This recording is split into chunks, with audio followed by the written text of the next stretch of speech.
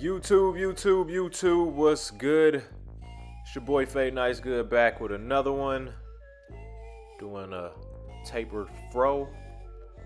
It's not even too much of a tutorial, man. I kind of just was recording myself cutting, man. I've been needing some new content. Good client right here, man. He actually had been rocking braids for a little minute, so I'm not gonna shape the fro up in any way, but the cut's still gonna come out fire.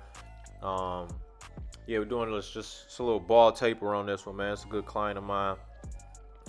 He actually produced this track that you're hearing right now, produced and made a joint to it, man. Real dope artist named Jamal. I'm gonna tag his info in the description, man, so y'all can check him out. Please do that.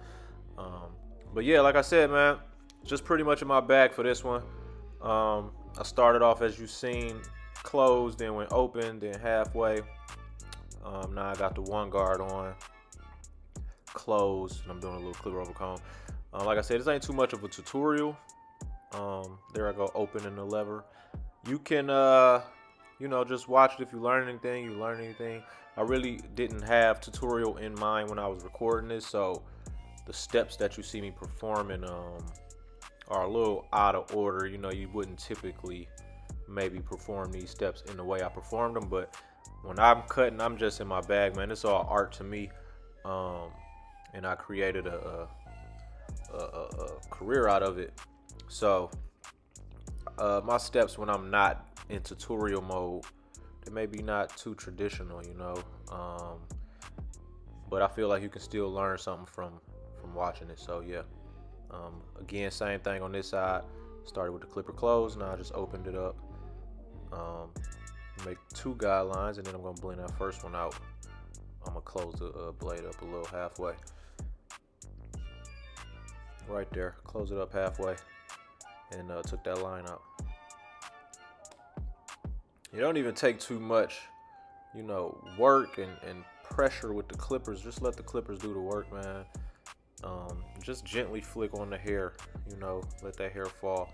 If the client is freshly washed and the hair is dry, no product, it's gonna fall like butter, man. These clippers are powerful enough to where you don't really gotta press too hard. Just work on getting your flick game up, flicking those hairs out, doing clipper over comb, just adding to the repertoire, adding to your skills.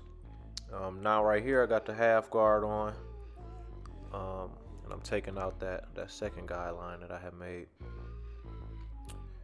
And then I'm gonna go to the other side, do the half guard. Normally you'll see people doing the side and then the back and then the other side.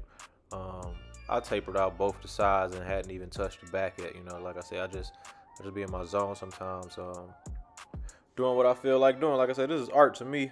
I don't really go too much off of the traditional techniques a lot. I just get the job done, and overall that's the goal, to make sure you can get your skills up to where the client is loving the work, no matter how you got there. Long as you're getting the job done, long as you're doing what they wanted you to do, and they satisfied with the work over and beyond, make some good money in this. And right here I'm picking the hair out. That's something typically you would do first, and typically I do it first. I just didn't this particular day on this particular client, but now I picked the hair out, and I'm combing that hairline down. I would normally spray some hair hold to lock the hair in place, and then get to tapping it with the clippers. Again, with the liners, definitely, especially if they adjust it and they really hitters, gotta press real hard with the liners, man. If your liners are sharp, it's really easy to cut somebody. So take your time on a line, man. Let the clippers do the work. If your clippers don't really seem like they cutting or they hitting, then you need to find someone, or you need to learn yourself how to adjust your clippers. I got a video on my channel how to zero gap, the liners. So check that out, and adjust your liners to get them to hit if they're not hitting like that. I barely tap the line, man. I don't like to press too hard. And also combing that hair down and locking it in place, you can line up the very front of the hairline. You ain't got to worry about pushing nobody back, because most clients don't like getting pushed back. You know, I'm not in the business of pushing back, so in order to help prevent that, get you some clippers that's hitting. You ain't gotta go so far back into the line for, you know, the line to look good. Now I'm blending out the other side. I got the half guard on right now. It's closed. Just removing that line I made with no guard.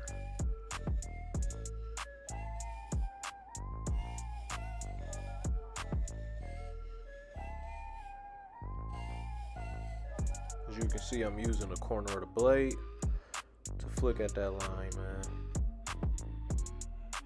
I'm recording. This is one of my first videos I recorded with the new camera, doing it to GoPro, and I really like cutting and recording this way versus the stationary camera. I still got to work on my angle right here. I was using a little head gear. I think I'm gonna get the chest gear, you know, so the camera can be a little lower. I'm still trying to figure out, you know, the angles and getting used to this new camera, but as far as the workflow, I can get a whole lot more content out just because it's so simple, man. You just press record and you can move however you want to move. You ain't got to worry about staying in no frame or none of that. So I'm really loving this joint. So yeah, just doing some more clipper over comb right there, man. Getting that blade, that blend really good. And here I am picking the hair again. Like I say, you would normally do this before. Oh yeah, that moment right there, man. First time I've ever caught a mask with the pick. We laughed about that afterwards.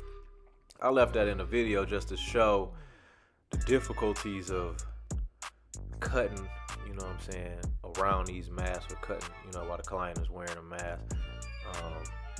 That happened and it was hilarious, man.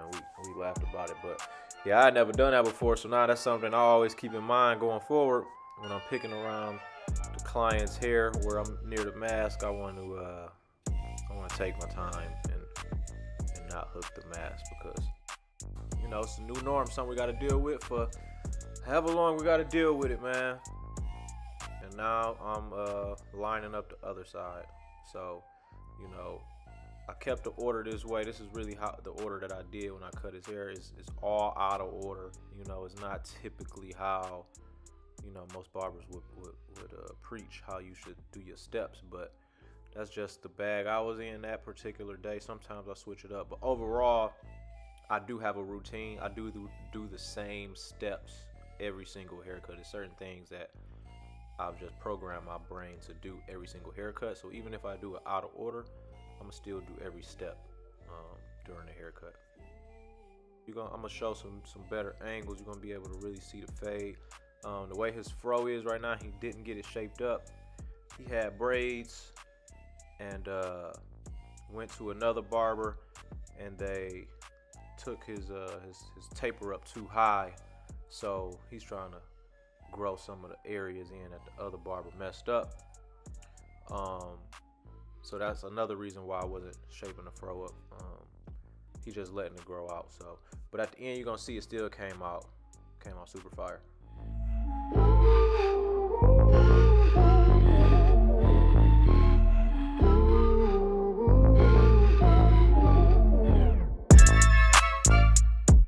I'm doing in the back the same thing I did on the sides. I made that first guideline with the clipper closed, and then I opened it up to make another guideline. And right here you see me closing it halfway to take that first guideline out. It's pretty simple, man. Close, make the first guideline, open it up, and then take that first guideline out. Yeah, that's what I do for the lowest part of the fade. And then next, one guard, started closed, and I'm gonna go into a little clipper over comb and then open the guard up. And then I'll take that new line out with a half guard. So it's the same steps I did on the side. Pretty efficient, you know, pretty foolproof to make sure all the lines are fully blended. Just take your time, man. Don't press too hard. Let the clippers do the work.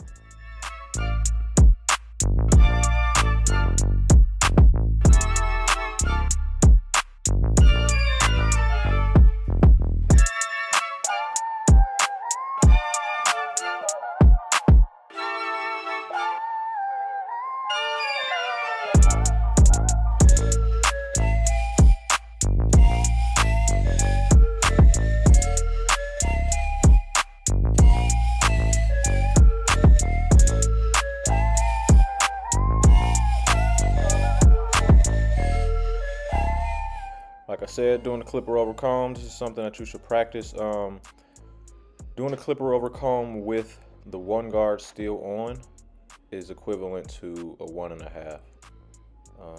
It's just taking away having to switch guards. So you can turn that one guard into a 1.5 guard if you do clipper over comb. Now, you know, that's saving you time. Everybody know when you're a barber, time is money. So anything you can do to cut down on time, not have to switch a guard out, is definitely helpful. So that's why I'm doing the clipper over comb with the one guard on, because normally I would go up to a 1.5 and, you know, get to blending with that.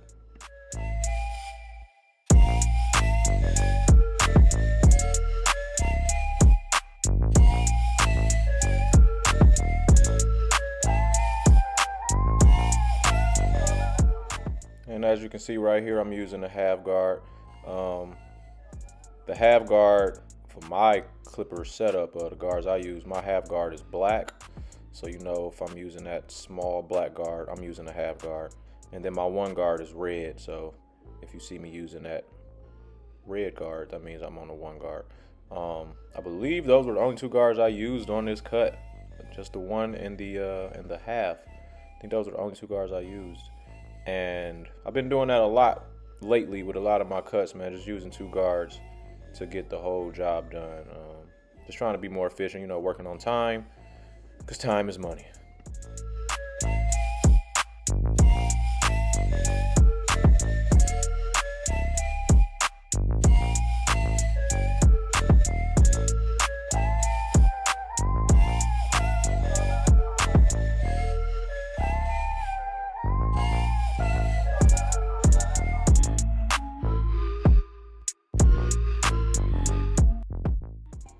Pick the hair out in the back. You see I've been picking it out as I go, and then I combed the hairline down just before I hit it with those liners. You want to get just the very edge, especially if the client, you know, is getting braids or about to get dreaded up.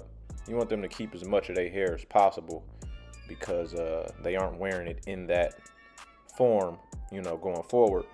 Normally I had a client get braided before, just circumstances, he's getting it cut before the braid. So if that's the case, keep that in mind. You want to leave as much hair as possible for when they go get braided. You know, you haven't shaved off too much of their hair, man. That's not good at all.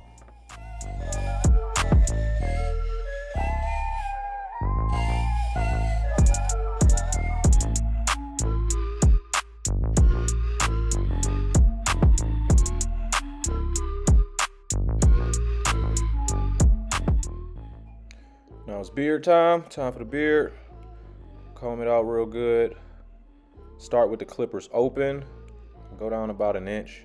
And I don't put the blade all the way on the beard. I kind of have it a little away from it. And as I go up closer to the taper, I put the clippers closer to the head. So it's kind of like freehand blending. Same thing on this side. When I'm down closer to the dark part of the beard, I don't have the clippers on the beard. I'm just getting those loose hairs. And as I go up to the taper, I'm putting the blade closer to the head, all the way on the head, to blend it into that taper. And then just do a little clipper over comb to, you know, fully blend it in some more. Don't really use guards anymore on the beard. I just do it that way, freehand blending. And lining it up, hit the back of the beard line, line up those hairs over the ear. Keeping as much hair as possible though, like I said, not cutting off too much. And then for lining under the beard, I always follow the jawline. Anytime you're doing a line up, you want to use features on the client's face, or, you know, things that everybody have: nose, eyes, jawline. You want to use those things as your marker. So if you follow that jawline on one side and then follow the jawline on the other side, it should be perfect on both sides, and you let them meet in the middle. So yeah.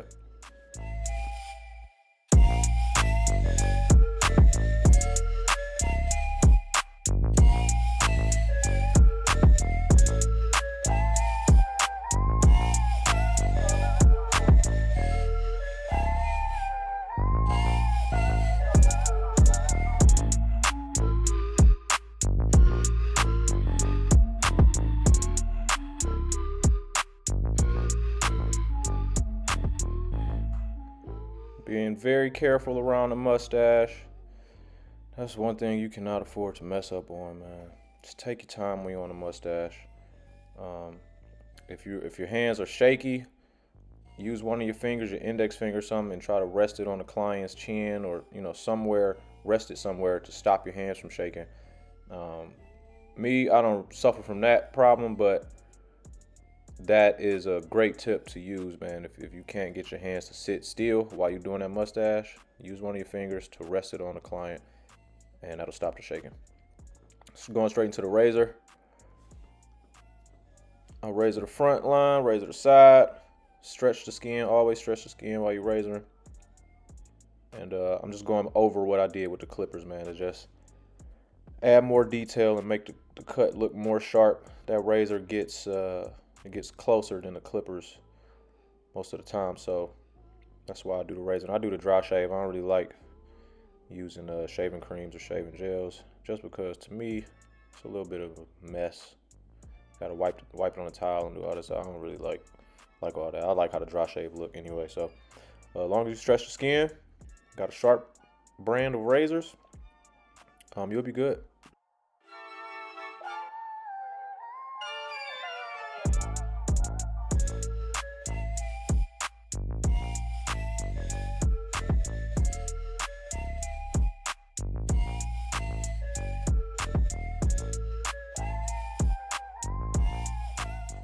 After I go over it with the razor one time, I knock that ash off, the ash line, and I go over it again just to make it look super crispy, get all the hair that you might have missed. I do this every time I'm razoring. Razor the beard once, knock the line off, and razor it again.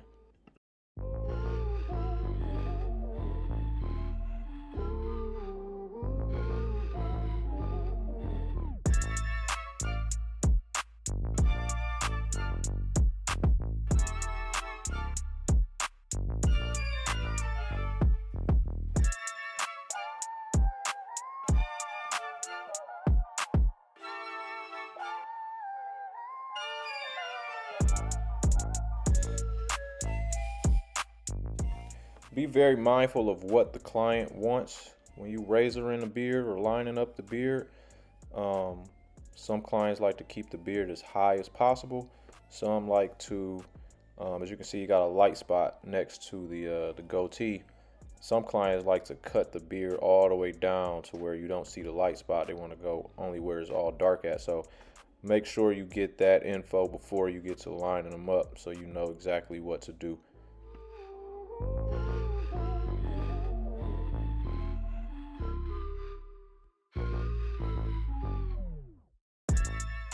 And all this is just detail work. Going back over with the clippers, man, I'm real particular about those lines. I spend a lot of time on the lineup. Right here, I got the compressor, man, just applying some enhancement. The key to enhancing and making it look good and natural, it shouldn't look enhanced. It should just look really good. So you don't want to overdo it with the enhancements, man. The line should be crispy before you add any enhancements. The line should look crispy before you do that. So enhancements is just what it's called, is to enhance whatever you just did. If the cut don't look good and you enhance that, it's going to look worse. So make sure the cut looks good before you enhance it. Again, I just apply a little bit of enhancement, man, just to darken the light spots. It's not to make it look like they have anything on the hairline. I never get report backs from my clients saying, somebody said something like it looks like I have something on my hairline. I never get that. It's always love on the line. So keep that in mind. Do not overdo it with the enhancements. That is not the wave. Right here is the barber pencil. I've been using this lately. I've been seeing other guys do it, and it looks good to me when you do it right. You don't want to press real hard when you're applying the barber pencil.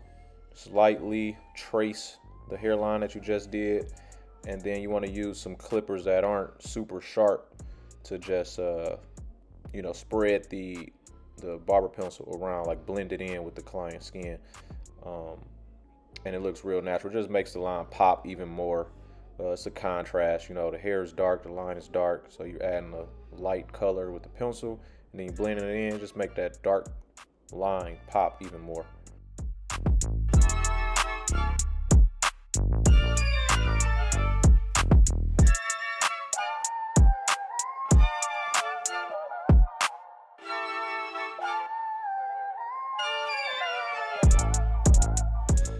And just take your time, you know, when you're doing this, if you choose to do this, just smear that line. You want it to blend in pretty good. It shouldn't look super white on the hairline.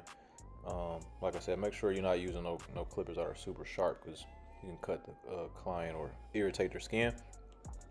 So yeah, just take your time, man, and smear that around. And as you can see, it just enhances that line even more.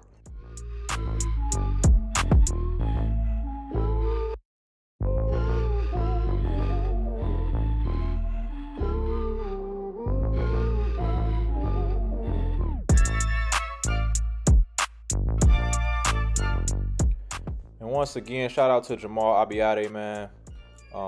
He the one who produced this dope track that you're hearing right now. Check out his single, check out his latest project. I'm gonna tag him, his YouTube and his IG in the description below. So right here, just razoring, going over what I just did.